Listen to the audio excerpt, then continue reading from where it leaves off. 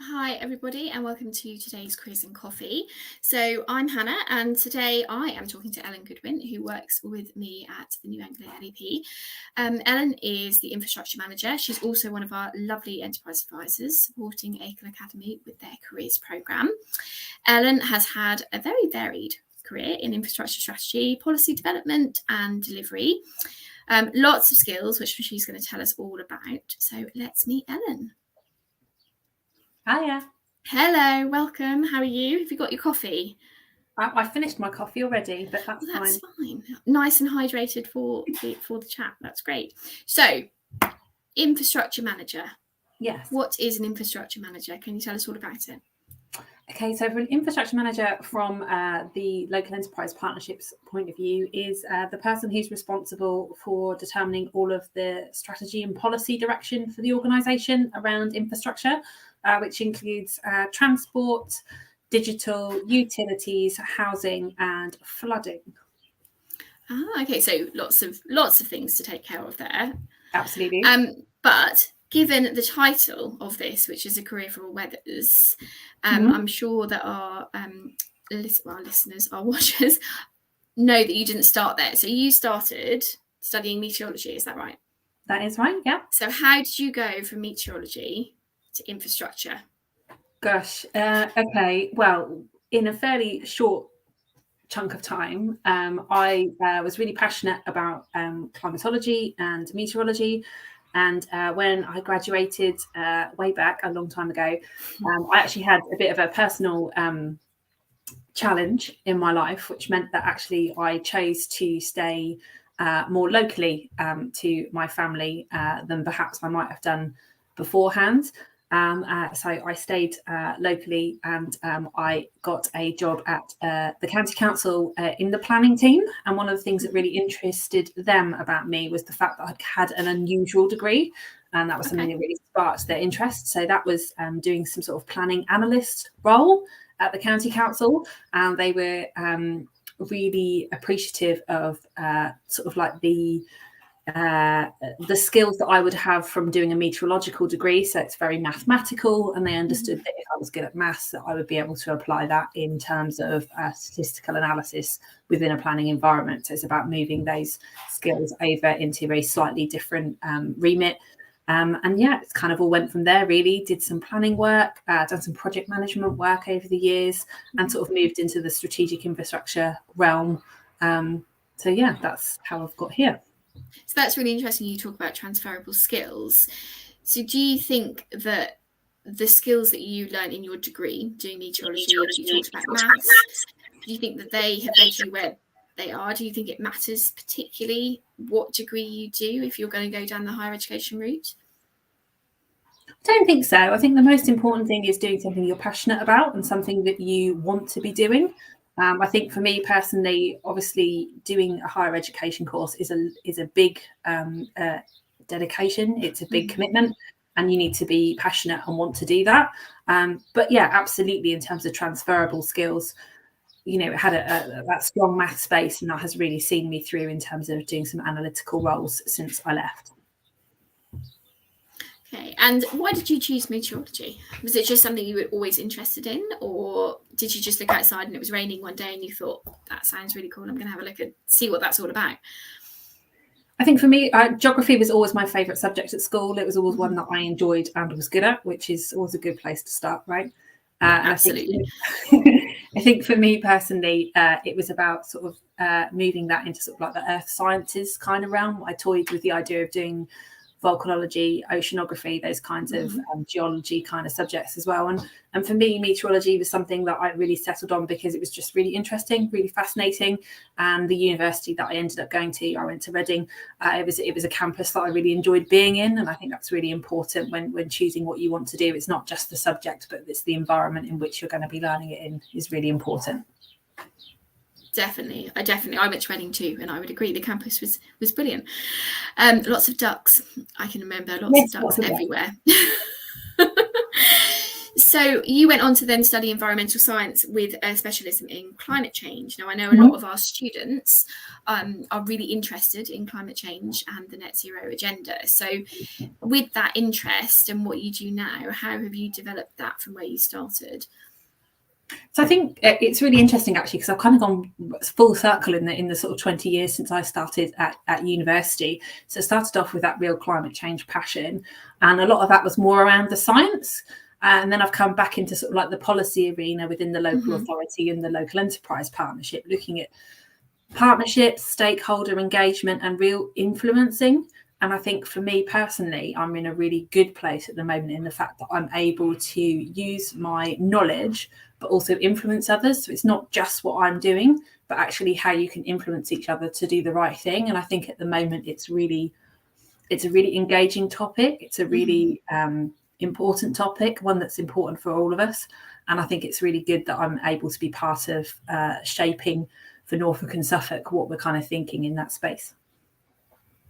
Yeah, and for that next generation that are potentially watching this and interested in that, I think it's a really interesting subject. I've got a question from one of our viewers. When did you get your passion for meteorology? I think for me, it comes back to some of the cheesy disaster movies. So like Twister. Twister, I think was I love Twister. I've always loved a good disaster action movie, and I think for me, yeah, it's just fascinating that the natural world can throw all kinds of crazy things at us that you wouldn't imagine were natural. And I just thought that was something that was really fascinating for me. And like I say, meteorology was something that I was really keen to learn more about, and the science of how it works. And so, talking about Twister, which I love as a film, and if you haven't seen it, watch it. It's a brilliant hour and a half. Storm chasing. Have you done it? I haven't technically storm chased, but I have been chased by storms, if you see what I mean. So Okay. I haven't followed them, they followed me. And I happen to know that you spent an interesting afternoon somewhere hiding from a tornado. Do you want to elaborate on that?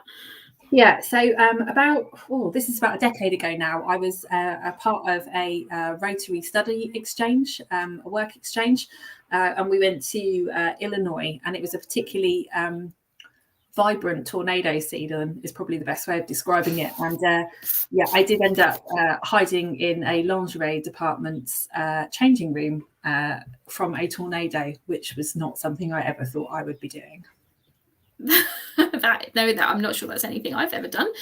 That's really interesting. And I know that you mentioned there about having a passion and following it, and it taking you to places that you don't necessarily think it might take you. But do you think that there are underlying skills that help you no matter which career you choose? Being organised, absolutely. I think from my perspective, knowing about your goals and being able to rationalise them and understand how to prioritise things is a really useful skill, certainly in my role. And I think in most roles, being able to work out how you can hit different deadlines is really important. I think communication is a really important skill. I certainly know that things like this make me feel quite uncomfortable, and I know they make most people feel really uncomfortable, but I think putting yourself out there into those uncomfortable positions so that you actually have the ability to learn and grow is really important. I think other skills, they're probably the main two. I'm sure there are lots of others, Hannah, but like I say, I'm feeling a bit anxious. So you're doing really well. It's really interesting hearing a non-linear path, but the skills that link it all together are always there, and things that you learn in school. So you mentioned a work experience exchange program through the Rotary. So from your degree and work experience that you've done, what careers do you think students should be moving into locally if they're interested in things like climate change? And just to tag an extra bit onto that question, how important do you think work experience is? Okay, so in terms of my experience, in terms of moving into climate change, I think we're in a really great position locally to be gaining from some real great opportunities with respect to climate change. I know that certainly Norfolk and Suffolk is an area that's got a massive clean energy. It's a massive clean energy location. So we've got things like the North Sea transition, of the oil and gas industry is happening here on our patch, which is really important. We've got all the offshore wind turbines. There's also the opportunity down in Sizewell that government have recently said they're going to have a stake in. So you've got all this sort of like new energy offer coming forward, which is going to really drive the economy of Norfolk and Suffolk, but also power the entire country moving forward, which I think is something that's really important and something that could be potentially quite engaging if that's the kind of thing that interests you. I also think there's a lot of focus around clean food production and agriculture and the sustainable practices around that. And I think that's something that would be really useful and interesting for people to get involved in. And I think it's just about applying the practices of climate change to everything that is accessible in Norfolk and Suffolk from a job point of view. I think it's about moving away from thinking about climate change jobs into thinking about how all jobs will be affected or changed by climate change. And I think there are a lot of skills that young people are learning now that will really put them in a really good stead moving forward to be able to advance their careers from that perspective. That's really interesting, you saying about every job being affected by climate change. I suppose we don't really think about that, but actually it will do, you know, in terms of transport, in terms of things that are located. We've just been through a pandemic and every job was affected by that, which is something we didn't foresee. And I suppose with climate change, it is something that we can predict to a certain point. We know what the studies say if we don't change our habits. So I think that's a really interesting way of looking at it. So you mentioned this work exchange program. How important do you think it is for students to get some experience of workplaces or jobs while they're at school? Is it something that you would advocate, or something that you think actually, as long as they put their mind to their studies and they get the experience elsewhere? I think it's a blend of both, isn't it? You absolutely need to apply yourself to your studies while you're at school, but I think until you're in a work environment, you can't possibly understand how that feels. I remember the first day that I went into an office. So my work experience, I did some secretarial roles in a manufacturing company. So when I first sat down in my office, in my first office job, it was a really bizarre feeling because I'd never been in that kind of environment before, whereas actually having that experience of going into a workplace and understanding how grown-ups talk to each other and how they engage professionally is a really bizarre experience. So I think actually, you know, being part of that is really important, and understanding the culture of any business is really interesting and really important. So I think work experience is really great, and certainly I will never forget mine, even though it was a long time ago. We've just had a question pop up. So what has been your greatest success through your career? Oh my goodness, that's a big question. My greatest, this is going to sound a bit cheesy. That's fine, we like cheese. But I really do genuinely think, having come from where I wanted in a passion around climate change, starting university 21 years ago and being really angry that we weren't doing anything about it, I think now seeing that people are really taking notice, standing up, and I get to be part of that change is really exciting, and I can't wait to see where that goes. So I'm not sure it's quite a success yet, but I can see that that's going to be something from a legacy point of view that I'm going to be really proud of. That's a great answer. That's brilliant. I hope so. Yeah, I mean, I do, you know, we speak to our students and they are really passionate about the earth in which we live in, and they want to see change, but they also want to be part of that change, which is really exciting. There's some fantastic ideas out there and things that we've not tried or we've not seen because they see it from a different perspective. So I think I'm hoping that the world is in very safe hands with the next generation, and the generation already working on it. So just to scoot back to your previous job, you said that you worked at the local authority, so Norfolk County Council. So I think sometimes there's a misconception about local authorities and how many jobs are available, how many different careers.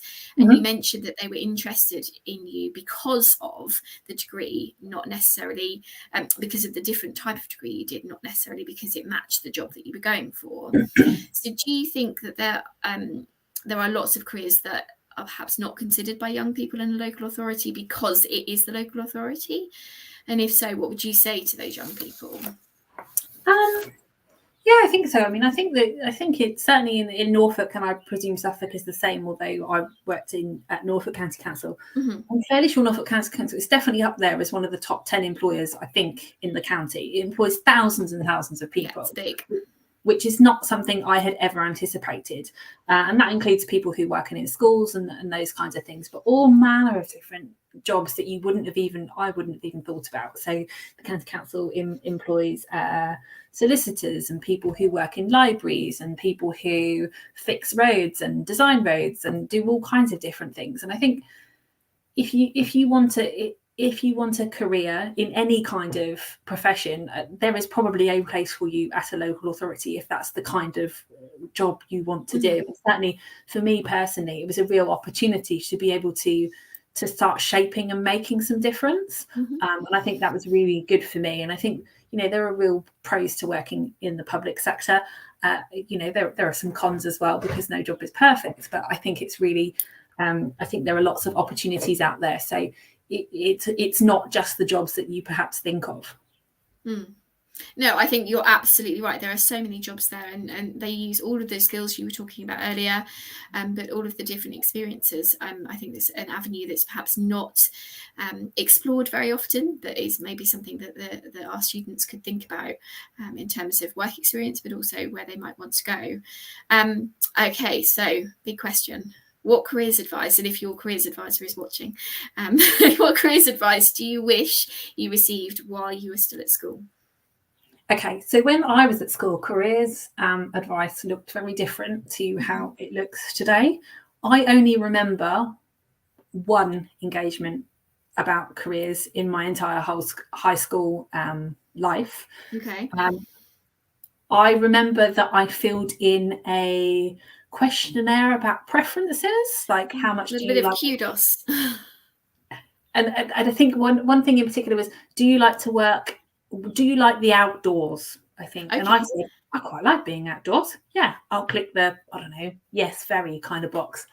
And my distinct memory of that engagement with that advisor was that I should be a forestry worker because I like to work outdoors. Okay, that's quite narrow.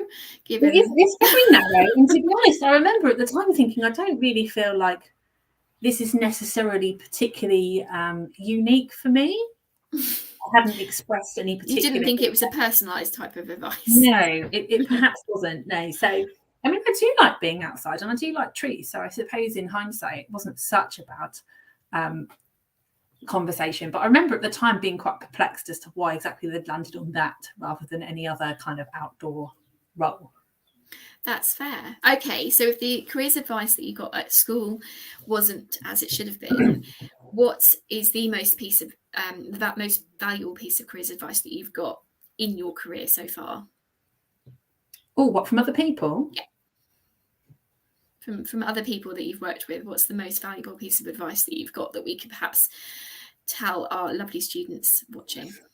I would say, I think we all have an understanding of what our values are and how we want to contribute as part of our job in that regard. And I think the decisions you make can be very small in that regard, but always have that in mind. Is the decision I'm making about my career setting me on the path of which I want to follow? And I think if it continues to do that, then you will get to where you want to go. And it doesn't need to always be in a straight line. But I think if it's instinctively not feeling like it's heading in the right direction, that perhaps it's not the right call for you. And I think certainly that's kind of always put me on a reasonable path. I think, trust your gut, trust your instinct, and that can go an awful long way in supporting you in your decisions. That's great. Yeah, and I would definitely second that. I think that, knowing what feels right for you and understanding your skills and values as a person is really important. That's fantastic. That has been a really interesting chat. I can't believe the wealth of experience you've had in such a short time. Particularly, I know you were chased by the tornado, but storm chase. I'm going to count it as storm chasing. It's something I've always wanted to do, so I am in awe. But thank you so much for joining us and for giving us your experience. It's been really lovely to chat. Thank you. So yeah, thank you so much to Ellen for joining us and telling us all about her really varied career. Some really interesting insights there into where a degree could take you, but not necessarily where you think. Lots of great advice around trusting your gut and understanding your skills and your values. Hopefully you found it really interesting and you've taken lots from that, and we will see you next week.